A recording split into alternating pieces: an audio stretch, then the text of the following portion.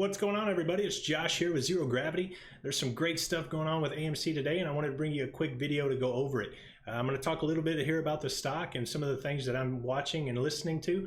But at the end of this, I also have the interview with the CEO right now, and I want you to, stay tuned, listen to it. And at the very end of it is when he gives his final statements and thoughts.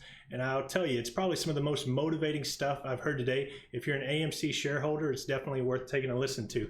Now, starting off the day, we were up and away. We were on our rockets and we were going, right? We ended up going all the way up to 11.25 today, and then kind of just trickling back down a little bit.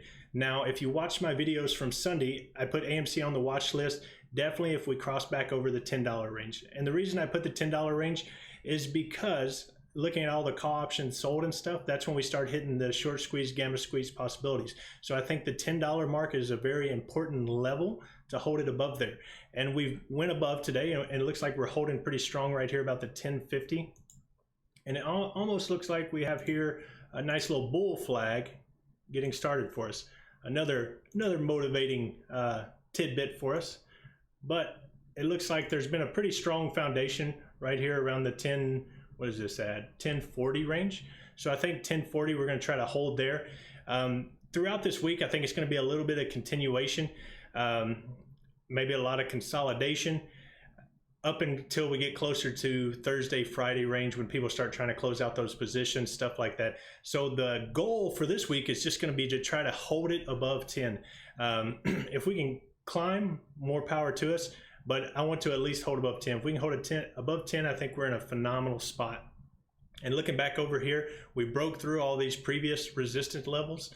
We don't have to worry about those anymore. We're in new charted territory right now. Now, let me going back here to the day where you see this rocket taking off.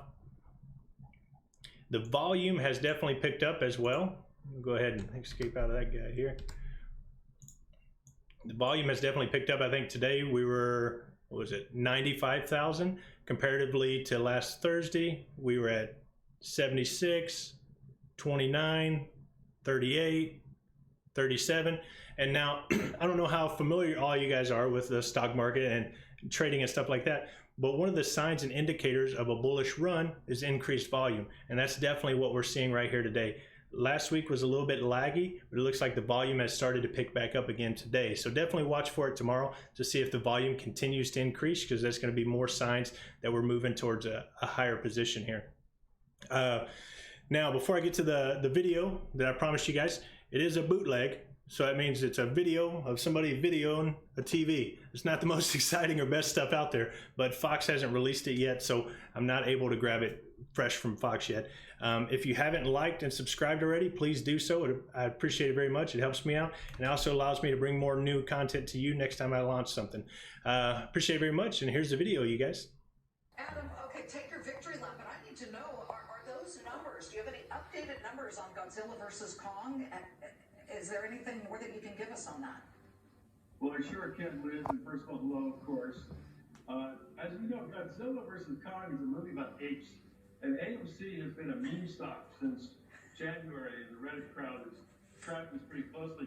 And apparently, apes are a really good omen in the world of meme stocks. So there we go. Maybe we're all destined for this to be our first big movie. In fact, if you look at our opening performance from Wednesday to Sunday, when Godzilla vs. Kong opened Wednesday last week, our business at AMC was 5 times, quintuple what we've done in all the weekends before that in Q1. And we take that as a very good sign. We think that's a combination of new movie titles coming out and vaccinations. And let us not underestimate how vaccination is changing the psyche of American consumers. 4 million were done the other day, in a day. And people are rushing to get vaccinated. That's good news for us all. Yeah, you know what? I don't know if you saw this, but just a couple of hours ago, Dr. Fauci was telling Politico in a podcast, quote, "We may be able to go to movie theaters by the end of the year." What would you say about maskless movie going at the end of the year, maybe November, December? Well, obviously, we're so excited when we can lift capacity caps, when we can take masks off. But AMC is the single highest priority of our company, has made sure that safely going to theaters is our single biggest priority. We put in a whole array of safety protocols advised by both the Clorox Company and Harvard University's prestigious School of Public Health. So we're playing it cautious. We're keeping our 50% capacity caps in place. We're keeping mask wearing for now.